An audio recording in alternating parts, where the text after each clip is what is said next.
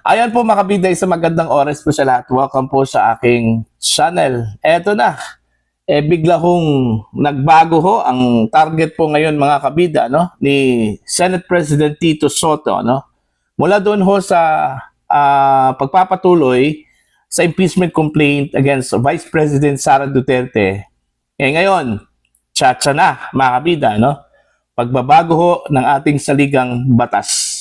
Okay? Ito po'y matapos naglabas ng final ruling po ang Korte Suprema patungkol ho mga kabida sa articles of impeachment laban ho kay Vice President Sara Duterte kung saan po ibinasura muli ng SC yung motion for reconsideration po ng House of Representatives para baguhin po yung una hong desisyon po nila na kung saan idineklarang unconstitutional po mga kabida ang articles of impeachment na na-file po mga kabida ng House of Representatives sa Senado. Okay? And since hindi ho makuha po ni Tito Soto ito hong pagpapatuloy po ng impeachment against the Vice President, ito na, gusto na po niyang baguhin daw ang ating saligang batas. Now, ano kaya ang pakay po goal ni Senate President Tito Soto? Bakit atat na atat po siya unang-una dito ho sa impeachment, pangalawa etong pagbabago ho ng ating saligang batas mga kabida. Babasahin muna natin ito hong article ng Ang Balita Ngayon Ito po. Ipinahayag ni Senate President Tito Soto ang kanyang mariing posisyon kasunod ng desisyon ng Supreme Court of the Philippines na magpatibay sa ruling na labag sa konstitusyon ang articles of impeachment laban kay Sara Duterte. Sa panayam na inilabas ng Newswatch Plus Philippines, diretsahang sinabi ni Soto na kung ganito na ang magiging interpretasyon ng Korte Suprema sa impeachment, mas makabubuting baguhin na mismo ang saligang batas. Ito yung pahayag po ni Senator Tito Soto, Palitan na natin konstitusyon, baguhin na natin, Senator Tito Soto. Ipinaliwanag ni Soto na ang alternatibo umano ay maghintay ng napakabagal bago mabago ang pananaw ng Korte Suprema.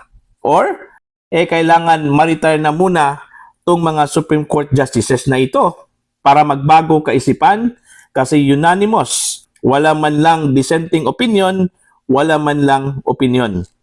Ayon kay Soto, ang naging desisyon ng Korte Suprema ay may direktang epekto sa konstitusyon na kapangyarihan ng Kongreso pagdating sa impeachment.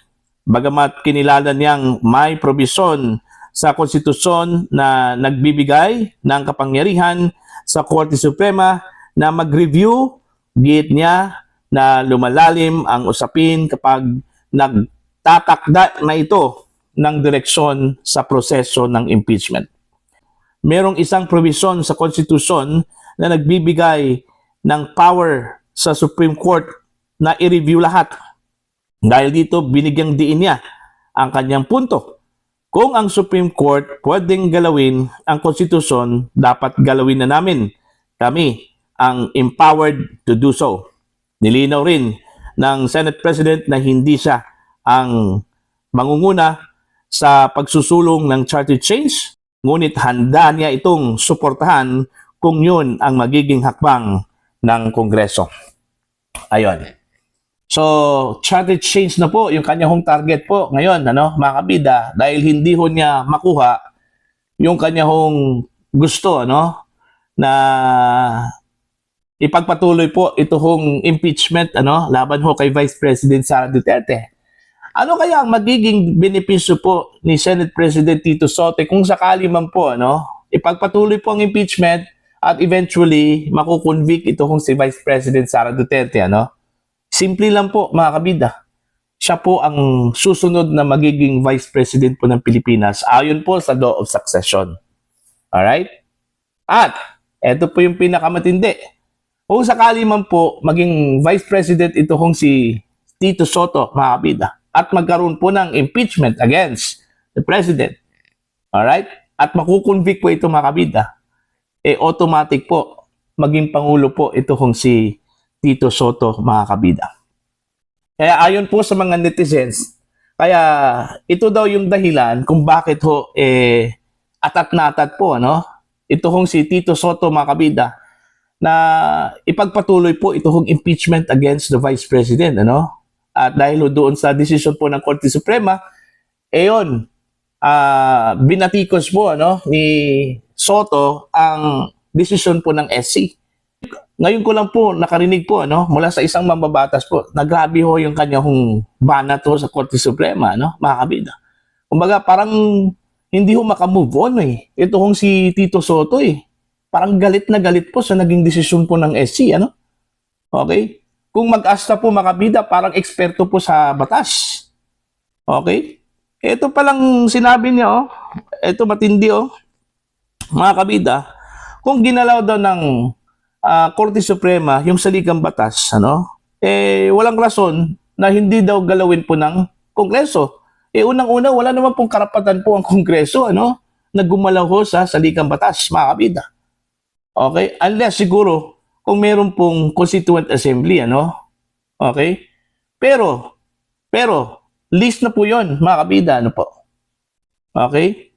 Hindi naman po ginalaw ng Korte Suprema po ang saligang batas po natin, ininterpret lang po nila. Kaso lang, mga kabida, ay hindi ho sumang-ayon yung interpretasyon po ng SC, sa gusto ho ni Senate President Tito Soto.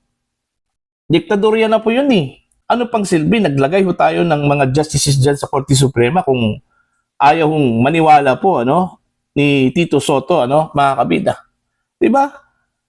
Ito, parang diktadorya na po itong ginawa po ni Tito Soto, Walang respeto po sa Korte Suprema po, mga kabida. Diba? Naturingang Senate President po, mga kabida, po. Pero siya yung pinakaunang tao po, na hindi rumespeto sa Korte Suprema, mga kabida. Tama ba yun? Okay? Tama ba yun, mga kabida? Yun yung mahirap, Yun yung mahirap po kapag nasa tugatog ka na, ng iyong posisyon. Okay? Senate President na Di ba? Akala po niya invincible, Magawa na po niya lahat, mga kabida, po.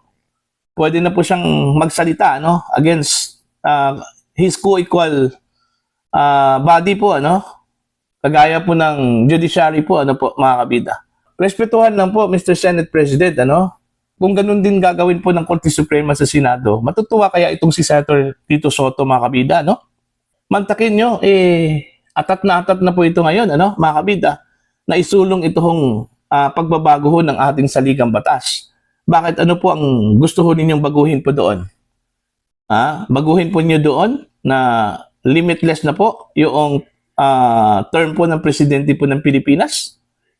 Okay? Diba? So, yun po yung hindi ho maganda. Dami hong bumatikos po dito ho kay Senator Tito Soto, mga kabida. Parang diktadorya yung dating po niya Okay? Parang spoiled brat na kapag hindi po niya makuha yung gusto po niya, magdadabog. Okay? Magdadabog po. Ganun din yun Yung asal na yun, Parang spoiled brat, mga kabida, po. Okay? Kung saan po ay tumatanda ito hong si Tito Soto, ganun po ka-spoiled brat ngayon, mga kabida. Alright? So, titingnan na lang po natin to, kung hanggang saan ito hong laban po ni Tito Soto, mga kabida, against the Supreme Court.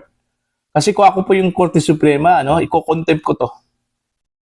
Kasi hindi na po maganda yung kanyang mga sinabi against the Supreme Court, Parang sinabi po doon, mga kabida, na yung decision po nila parang house show na lang po, Parang yun yung aking pagkakaintindi po, mga kabida. Okay? So para po sa inyo, ano po ang inyong opinion at pananaw ho dito sa ugat ng pag-asta po ngayon ni Tito Soto, mga kabida, against the Supreme Court. Galit na galit kung bakit hindi ho pinaburan yung impeachment po laban ho kay Vice President Sara Duterte. Dahil ba sa kanya hong ambisyon na maging Pangulo po ng Pilipinas, mga kabida?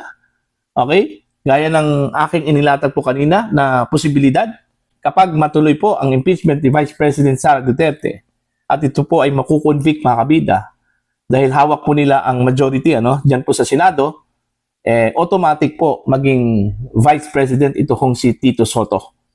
At once na magkaroon po ng impeachment against the President, mga kabida, automatic po magiging Pangulo ito hong si Tito Sotto. Yan po yung grand design na hinihanda po nila, mga kabida. Please comment down. Sa mga hindi pa po subscribers sa channel, please subscribe. Just click the subscribe button, click the notification bell, click all para updated po kayo, mga kabida, sa aking mga uploads. Maraming salamat po sa inyo lahat.